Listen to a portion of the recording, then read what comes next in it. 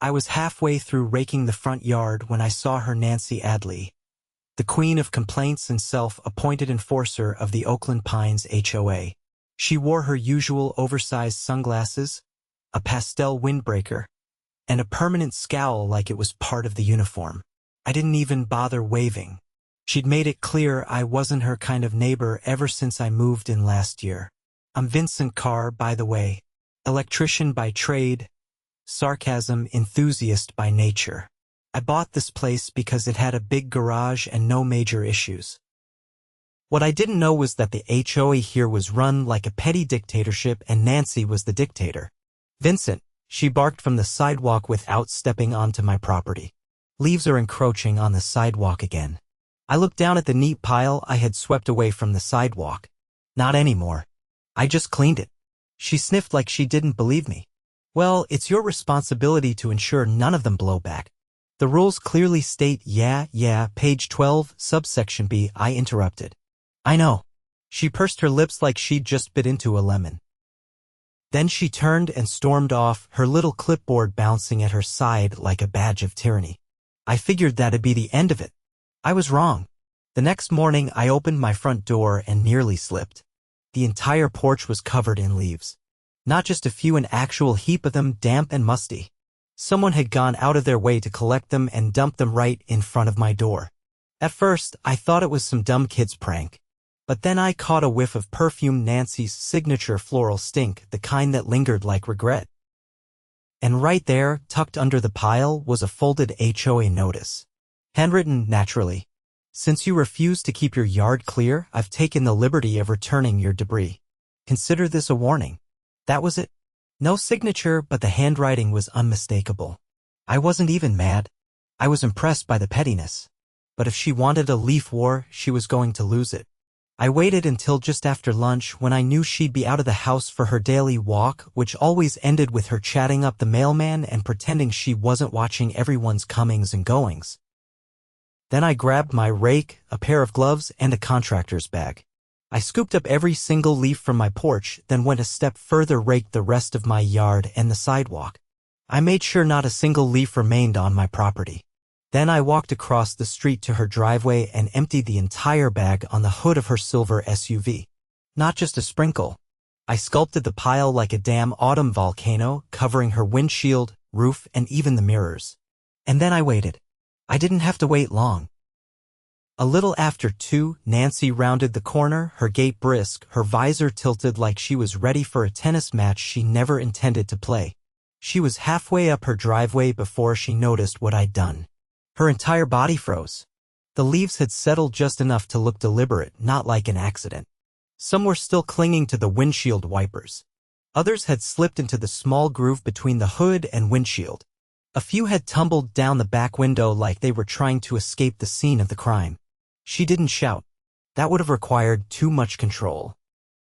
Instead, she let out a high-pitched noise somewhere between a gasp and a shriek, then whirled around and marched straight toward my house. I was already on my porch, sipping lemonade and pretending to check the weather on my phone. You think this is funny? She hissed, jabbing a finger toward her car without turning around. I looked up slowly, blinked once. Didn't say anything.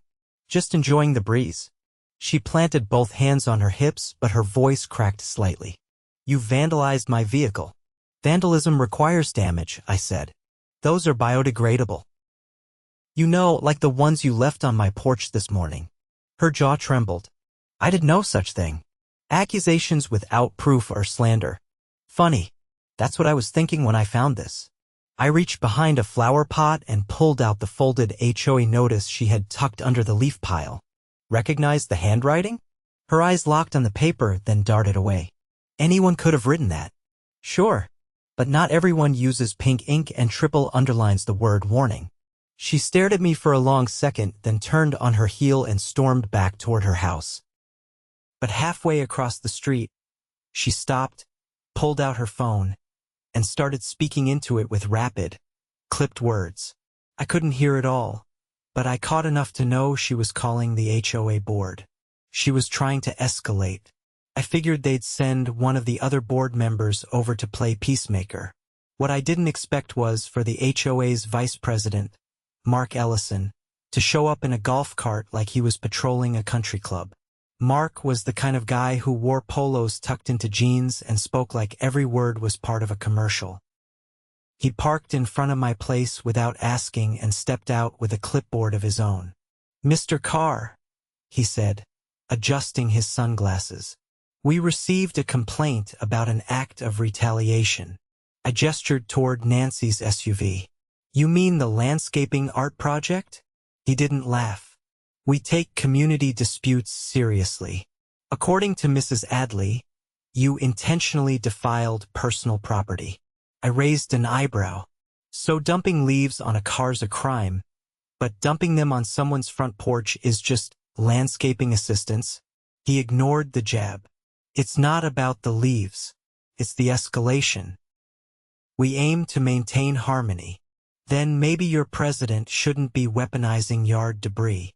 Mark sighed, clearly wishing I was the type to just nod and apologize. "Look, let's de-escalate. If you're willing to apologize, I'll recommend no further action." "Not happening." That threw him off. "Excuse me, I'm not apologizing for responding to harassment. In fact, I'd like to file my own complaint." He chuckled nervously. "You can't just, I have footage." The words stopped him cold. I didn't bother explaining. I just stepped back into my house, grabbed my laptop, and brought up the security cam footage from the night before. It clearly showed Nancy walking up my driveway with a contractor bag, dumping it on my porch, and walking away without even glancing at the camera mounted above the garage. I turned the screen toward him. "Want to talk about escalation now?" Mark's jaw twitched. He watched the whole clip, then closed his eyes like he was counting to 10. "Okay, this changes things. You think?" He didn't argue, just lifted his walkie-talkie and muttered something into it. Then he gave me a stiff nod and walked back to his cart. Not 30 minutes later, I saw Nancy's SUV pull out of the driveway. She didn't drive far, just 3 houses down to Diane Cortez's place. Diane was the HOA treasurer and, from what I'd gathered, Nancy's closest ally. I turned my camera feed to the street-facing cam and watched them talk on the sidewalk. Nancy was animated, waving her arms and pointing toward my house. Diane nodded, pulled out her phone, and started typing furiously. That night, I got an envelope slid under my door. Not mailed. Delivered by hand. Inside was a formal notice from the HOA board citing me for creating a hostile neighborhood environment and demanding I attend a disciplinary hearing at the clubhouse the following evening. I laughed. Out loud. Then I opened my file cabinet, pulled out a growing stack of documents, and started adding to it. See, I'd been collecting more than just leaves. Over the past 6 months, I'd compiled a thick dossier of HOA oversteps, arbitrary fines, selective enforcement, secret votes. I had screenshots of emails, conflicting copies of the bylaws, and even a voice recording from a board meeting where Diane joked about draining the budget before the next audit. Most residents didn't know the HOA was supposed to disclose finances quarterly. Fewer knew that any homeowner could request a full audit. And none of them suspected that I'd already contacted a lawyer who specialized in HOA abuse cases. I showed up to the hearing with a manila folder under one arm and my lawyer, Brenda Monroe, under the other. Brenda was 5'2", wore steel gray suits, and had the eyes of someone who'd sued hospitals and walked away smiling. We walked into the clubhouse to find the entire board waiting at a long folding table. Nancy sat at the center, posture stiff, eyes red. Diane was to her left, Mark to her right. A few other residents lined the back wall, curious but silent. Nancy cleared her throat. "This hearing addresses Mr. Karr's repeated violations of community standards." Brenda cut her off. "Actually, we're here to present evidence of misconduct by multiple board members, including harassment, fraudulent fines, and misappropriation of funds." The room went still. Diane's pen slipped from her hand. Brenda opened the folder and began laying documents across the table like a magician performing card tricks. One by one, each page painted a clearer picture, missing funds from the landscaping budget, contradictory enforcement letters, and a timeline of suspicious board decisions that always happened without proper vote notification. When she played the recording of Diane's budget comment, even Mark leaned back in his chair. Nancy tried to object. "This is completely irrelevant." "No, it's not," Brenda said. "Under California Civil Code Section 4600, homeowners have broad rights to challenge HOA governance, particularly when due process is ignored. And I believe your own bylaws require a community-wide vote before disciplinary action is taken." "Which you skipped." Someone in the back gasped. I stayed quiet. Let the avalanche do its work. By the end of the hearing, 3 things had happened. First, the board was forced to suspend all actions against me pending a third-party audit. Second, Brenda submitted a formal cease and desist on my behalf for harassment and selective enforcement. And third, most satisfying of all, the residents in the back began whispering. Not in fear, but in curiosity. About the bylaws, about the budget, about replacing the board. Nancy stood up halfway through Brenda's closing remarks and walked out without saying a word. Turns out she didn't like being the one buried under a pile of evidence. By Monday morning, the clubhouse incident was the only thing anyone in Oakland Pines wanted to talk about. Word had traveled faster than the HOA newsletter ever did, and for once, it wasn't Nancy or Diane controlling the narrative. The residents, normally quiet, keep-to-themselves types, were suddenly very interested in how their fees were being used and, more importantly, misused. I spent most of the morning in my garage, rewiring a generator for a client. The door was open, and neighbors I'd only ever exchanged nods with now stopped to chat, asking questions they'd never dared ask before. They weren't just curious. They were angry. "Did you know they paid a contractor for a playground that never got built?" said Carl, a retired postal worker from 2 doors down. "My daughter was on the board years ago. Those funds were supposed to be held in reserve." I paused the work. "You have anything proving that?" He nodded. "Still got the original newsletter. The one from 3 years ago announcing the project." I wiped my hands and grabbed a notepad. "Bring it over later. I'm compiling everything." By mid-afternoon, I had a folder thick enough to give a paralegal a headache. Brenda was already working with a forensic accountant who'd volunteered to examine the HOA's financials. We didn't need to look hard. Some of the evidence was practically begging to be found. But the real turning point came Tuesday. I was fixing a light fixture in the foyer when I noticed a black sedan parked across the street. Unmarked plates. 2 men inside, both in plain clothes, watching the clubhouse. Less than an hour later, a patrol car showed up, followed by a county vehicle labeled Fraud Investigations Division. I didn't need to hear the conversation to know what was happening. Someone, possibly Brenda, possibly a resident, had taken the audit findings to the sheriff's office. The financial discrepancies were too big to ignore.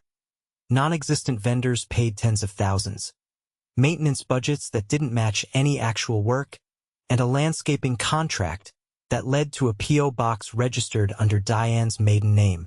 From my porch, I watched as officers entered the clubhouse, one of them carrying a sealed evidence box. A tech followed with a tablet and started scanning the HOA's desktop computer. I stepped onto the lawn just as Mark walked briskly from the sidewalk toward me, looking pale and 10 years older than he had at the hearing. "They're pulling the records," he said, stopping short of my driveway. "I figured they would," I said without looking away from the scene across the street. He rubbed the back of his neck. "I didn't know about the fake contractor. I swear, I thought the board handled those bids fairly. You signed off on the payments. They gave me the invoices." "I didn't question it. I should have, I know, but I didn't think they'd lie. Maybe you should have thought harder before backing every one of Nancy's decisions." He didn't argue, just nodded once and walked off. That night, Nancy's house was dark. No porch light, no movement inside. Word was she'd left town after the officers visited her home with a search warrant. A neighbor said she'd seen Nancy's husband loading bags into the trunk early that morning, faces tight, no goodbyes offered. Diane, on the other hand, wasn't so lucky. She was arrested Thursday. Turns out the vendors used for the phantom landscaping projects traced back to a shell company she'd created 2 years ago, registered under her cousin's name in Nevada. The cousin cracked first. Diane was charged with embezzlement, wire fraud, and falsifying financial reports. The HOA's own treasurer had been siphoning funds for private use, including a recent kitchen remodel she'd bragged about at the last holiday mixer. The arrest happened in her own front yard, and half the neighborhood saw it. I didn't celebrate, didn't have to. The community was already shifting. People were checking their mailboxes, reading the bylaws, asking questions they'd never dared voice before. That weekend, we held a town hall. It wasn't official, no board endorsement, no HOA stamp, but it was packed. Folding chairs lined the basketball court outside the clubhouse. Carl brought copies of his old newsletters. A woman named Priya, who worked in accounting, offered to help set up a temporary resident-led finance committee.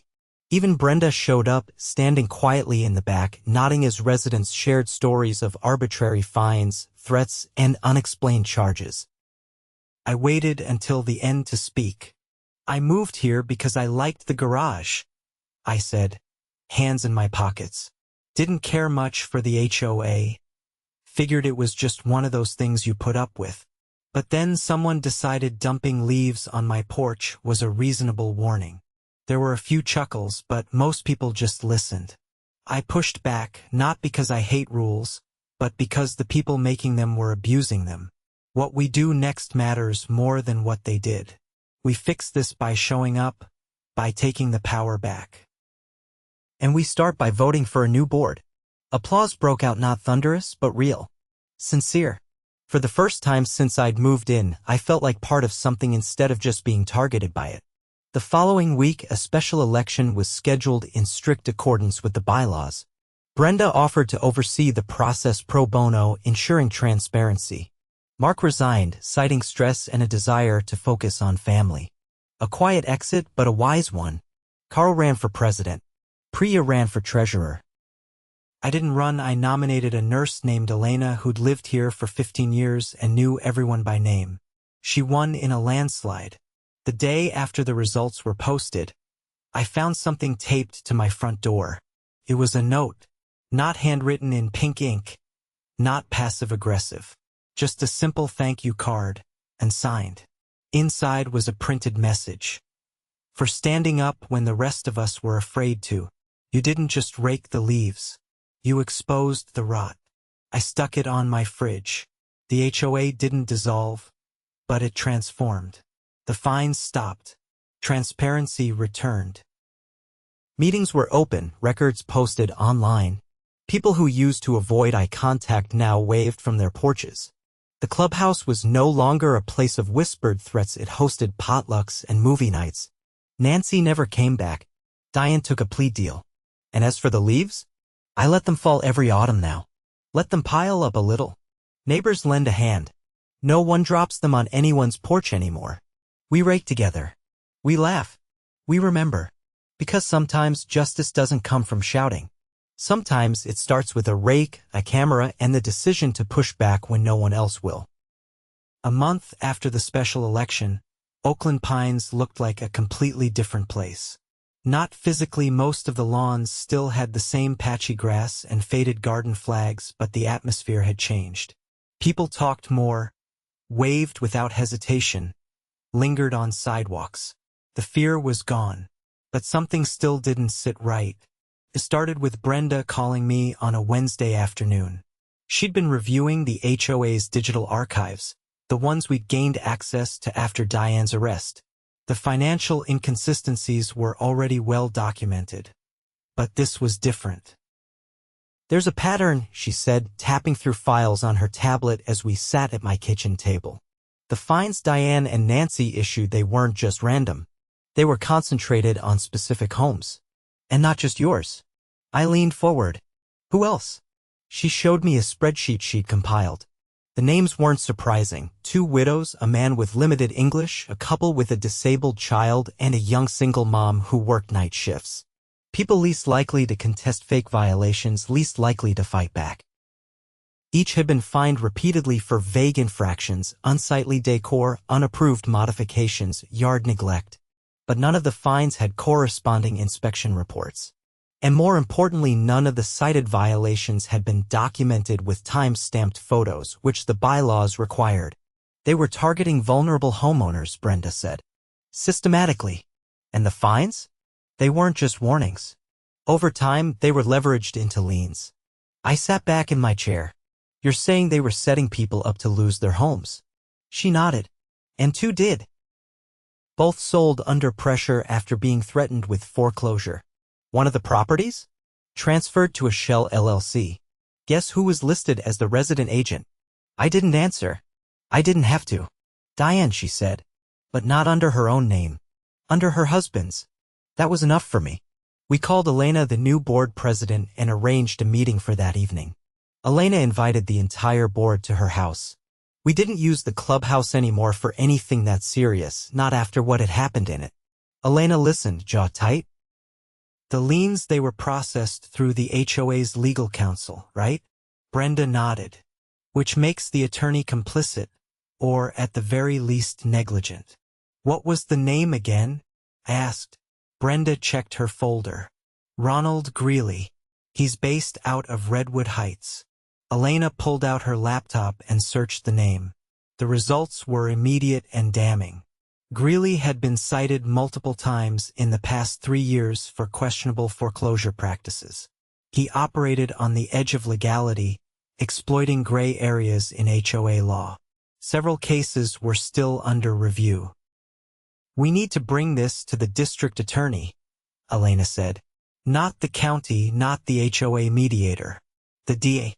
By Friday, Brenda had compiled everything: digital records, paper documents, notarized statements from former residents who had moved under duress. One of them, an elderly woman named Joyce, had kept every letter, every notice, every demand. Her file alone told a story of calculated pressure and emotional manipulation. She thought she'd just been unlucky. Now she knew better. The DA's office didn't hesitate. A prosecutor named Rachel Kim took the case immediately. She specialized in financial crimes and public corruption. Within days, subpoenas were issued. Greeley's office was raided the following week. And then came the bombshell. One of Greeley's paralegals turned state's witness. He'd been instructed to backdate documents, falsify inspection reports, and even notarize signatures without consent. He claimed the firm received a kickback for every property that flipped under HOA duress, up to $10,000 per foreclosure. The scheme was deeper than we thought. Nancy, it turned out, had been the instigator. Diane had the financial access, but Nancy had the enforcement power, and she used it like a scalpel. She would flag a house, Diane would process fines, and Greeley would move in once the debt crossed a threshold. It was a racket, plain and simple. And it wasn't isolated to Oakland Pines. Brenda, with the help of Rachel Kim's team, uncovered at least 4 other HOAs in the county where Greeley had processed the same kind of predator liens. All tied back to the same silent LLCs. All with the same pattern: vulnerable homeowners, inflated fines, forced sales. The media got wind of it fast. Local news ran a segment titled "Homeowner Horror: How HOAs Are Quietly Taking Homes." They interviewed Joyce on camera. She held up her stack of letters, some as old as 5 years, and said, "I thought I was just bad with rules. Turns out I was surrounded by thieves." The state attorney general launched an official investigation. Greeley was disbarred within 3 weeks. Diane, already under indictment for embezzlement, now faced conspiracy and fraud charges. And Nancy? She was dragged back from Arizona on a warrant after trying to resettle under her maiden name. She didn't cry this time. Not when she was booked. Not when the cameras flashed. Not even when the judge denied her bail. But I heard from Rachel that during the pretrial hearing, when the prosecution played a recording of Joyce begging for an extension on her fines, her voice cracking, her words desperate, that's when Nancy cracked. Not in defiance. In silence. She stared at the floor and didn't move for the rest of the session. The trial took 6 weeks. I testified on the 3rd day. Brenda on the 4th. Carl brought in the old newsletters, and Elena presented the revised budget and bylaws as evidence of how things had changed since the old board's removal. In the end, the jury took less than 2 hours. Guilty. On all counts. Nancy was sentenced to 12 years. Diane got 8. Greeley, facing federal charges, took a plea deal and got 10 with the possibility of parole in 6. The state offered restitution to the affected homeowners. 2 of the families who'd lost their houses were helped by a community fund we'd started, the Oakland Pines Restoration Trust. We raised over $30,000 in under a month. Joyce moved back into her house, the one she'd lost 3 years ago. The new board voted unanimously to nullify the fraudulent sale and petitioned to have the deed returned. The court agreed. Watching her step back into her home, keys shaking in her hand, tears threatening to fall, I felt something shift in my chest. Not anger, not vindication, relief, because for the first time everything was where it belonged. The HOA was rebuilt from the ground up. Elena led with transparency and patience. Meetings were live-streamed. Budgets were posted monthly. Every board member had to sign a conflict of interest disclosure. And Brenda helped write a new clause into the bylaws. Any resident could request an independent audit with just 5 signatures. The residents held a barbecue that summer. We set up tables under the oaks by the tennis courts. Kids ran around with popsicles. Carl brought his famous ribs. Elena made a speech that was short, funny, and honest. I didn't talk much. I just watched. I saw people who used to hide behind curtains now laughing in lawn chairs. I saw Joyce talking with Priya about the garden club. I saw the nurse, Elena, dancing with her husband to a scratchy old speaker someone had dragged out. When the sun dipped low, someone brought out paper lanterns. We lit them one by one and let them rise. As mine drifted upward, I thought about the leaves. The ones Nancy dumped on my porch like a warning. The ones I'd piled back onto her car. And all the ones that had fallen since, quiet, unnoticed, waiting to be swept. Not one of them had ever expected to expose a crime. But sometimes the smallest thing reveals the biggest rot. And sometimes all it takes to change everything is someone finally refusing to stay quiet.